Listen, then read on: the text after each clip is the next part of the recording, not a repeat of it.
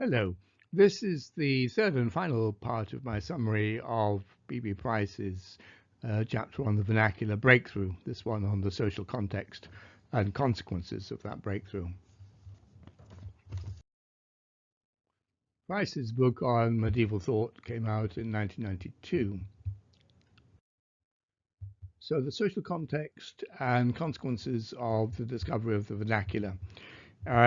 It's clear that the use of language is not a conscious choice or discovery. Rather, it reflects a group's self-expression and collective memory.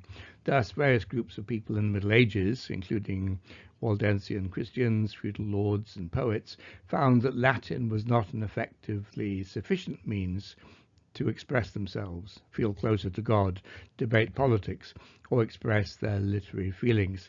Instead, they used the vernacular. The 12th century itself was a period of intellectual revival. It was a major intellectual turning point, with significant developments in education, religion, thought, and art.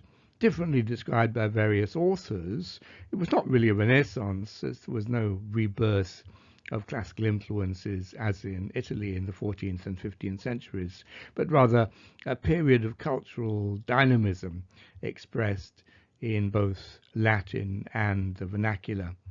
There was also a new concern with the self, according to Colin Morris in his book, The Discovery of the Individual. There was a continuous process in which vernacular languages were becoming important. Now let's talk about religion. Religion in the vernacular. The relationship between the Roman Catholic Church and the vernacular languages was complex. The Church was concerned to establish and guarantee orthodoxy and to maintain its religious supremacy, but at the same time inspire believers to reverence and awe. Its policies towards the vernacular reflected these various concerns. The only part of the Church to consistently apply the principle of only using Latin was the papacy, as the Pope was for all Christians, in theory at least. It was thought that he should be above particular regional interests. The use of only Latin emphasized the universality of the papacy. From the 9th century, Latin also became the language of the clergy, and the ability to read and write Latin became proof of clerical status and the right to own books of scripture. There was a tension, however, between the desire to control and the idea that every Christian should have a personal relationship with God.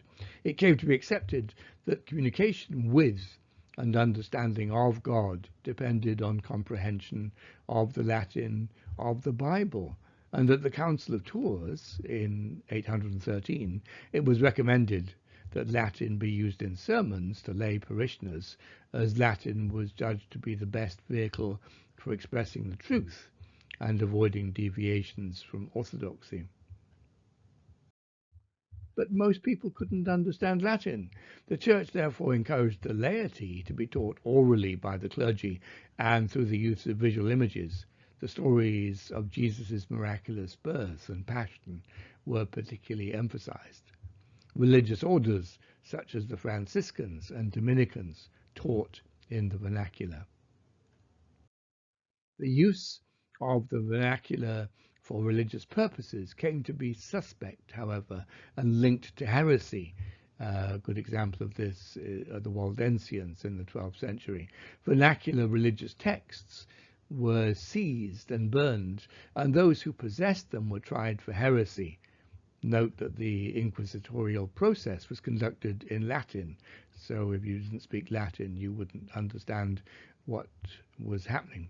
Note that it was only in the 20th century that the Church abandoned its insistence that the Mass be conducted in Latin. Turning now to the political role of the vernacular. As with religion, Latin was valued for its universality, overcoming local regional differences. But legal texts in the vernacular languages made judicial and political theory accessible to a wider audience. Their use also reflected the self-expression of populism. The vernacular languages can be seen as reflecting the statement that each baron is sovereign in his own barony. Thus, eventually, the vernacular languages won out. Of course, ultimately, a sense of nationalism developed on the basis of the various vernaculars, or at least some of them, ending the political and religious integration of Europe. But that was much later, not in the Middle Ages. So thank you for listening, and particular thanks to my patrons, Sina Farzel, David Langness, Anthony Lee, Ian Palin, Johannes Rosenbaum, Steve Scholl, Ismail Valesco, Tobias Vetter, Tricia Williams, Jonah Winters, and Gloria Yazdani. If you would like to support my channel, you're very welcome to do so. Please do like, comment, and share if you will. Subscribe if you want to be notified of future videos, and I'll give the links to my Patreon and PayPal accounts below if you want to provide practical support. Next week, we'll move on to a new chapter concerned with scholasticism. Have a good day.